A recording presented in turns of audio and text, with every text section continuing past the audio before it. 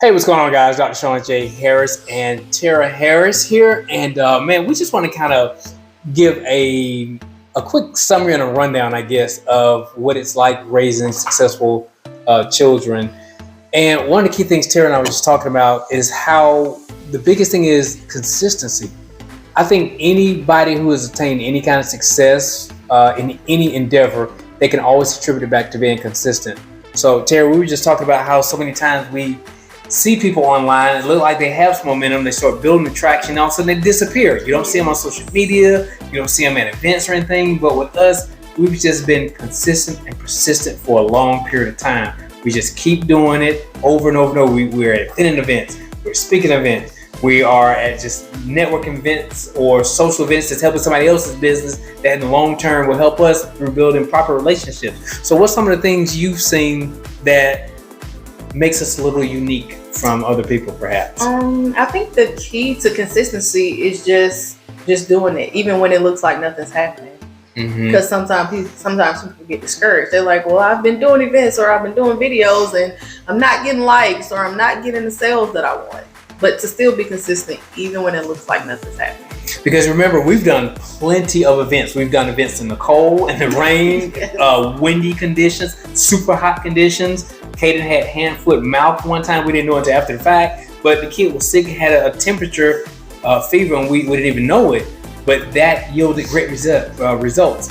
And you remember, we even had somebody one time where I heard me say, "Look, I'm tired of doing all these little kiddie vending events." But those kiddie vending events are what got us to the point now where we kind of don't have to do events anymore because of the growth of where the kids are and everything. And those events make you the local celebrity, because there's times we go places and people are like, "Hey, there's Caden," or "Hey, there's Caden and Kennedy," or "There's Caden's dad." And I'm like, "Caden, who is that?" And he's like, "I don't know."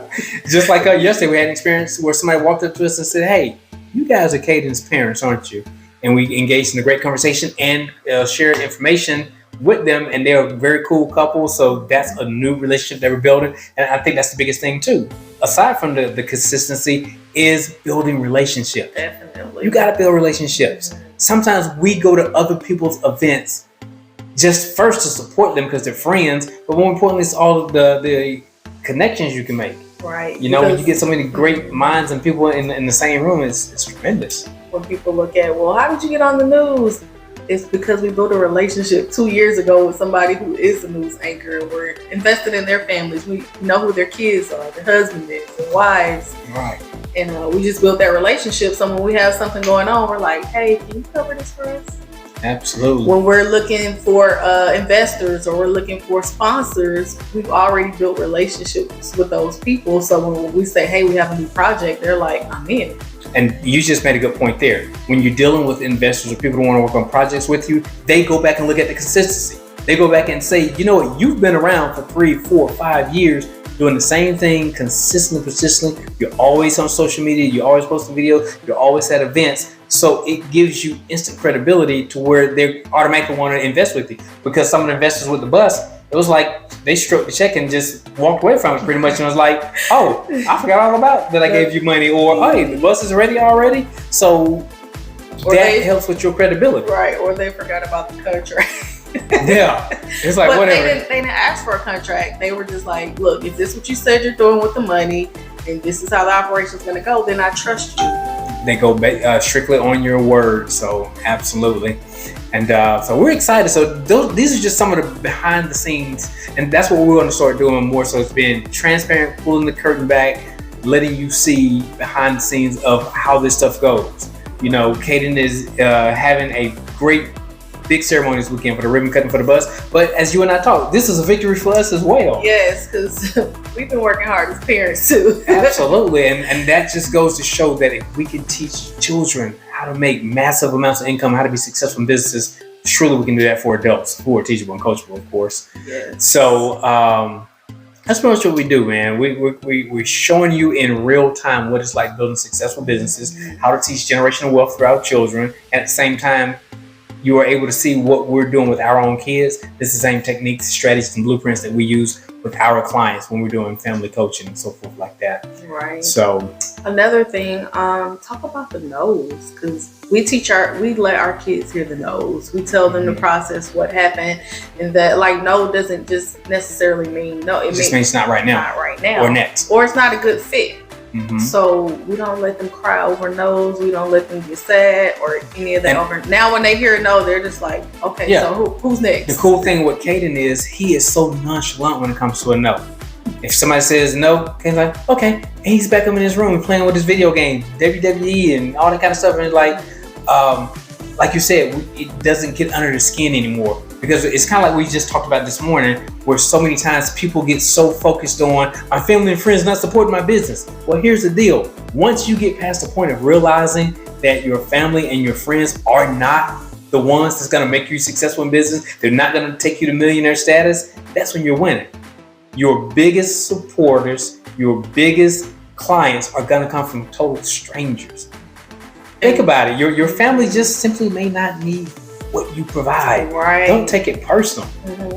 And that's something we had to work on with Kennedy in the beginning. Because, you know, girls are a little more sensitive. So she would give her a pitch and somebody didn't buy her doll or something. She would be like, well, why didn't they buy my stuff? And she would cry and she would be sad. I'm like, Kennedy, it doesn't mean your product is bad or you did a bad job. They just may not have a daughter or need a baby doll. Yeah. So that's one of the whole key things is just once you get past the emotional part of business. So both of the kids now understand that there's no room for emotions in business. It's just business. Don't take anything personal. Take the no's and strides because all you need is one yes. One yes can change the whole dynamic and the trajectory of your business, of your bank account, your relationships. So that's all it is. You just like mining for gold in your own backyard.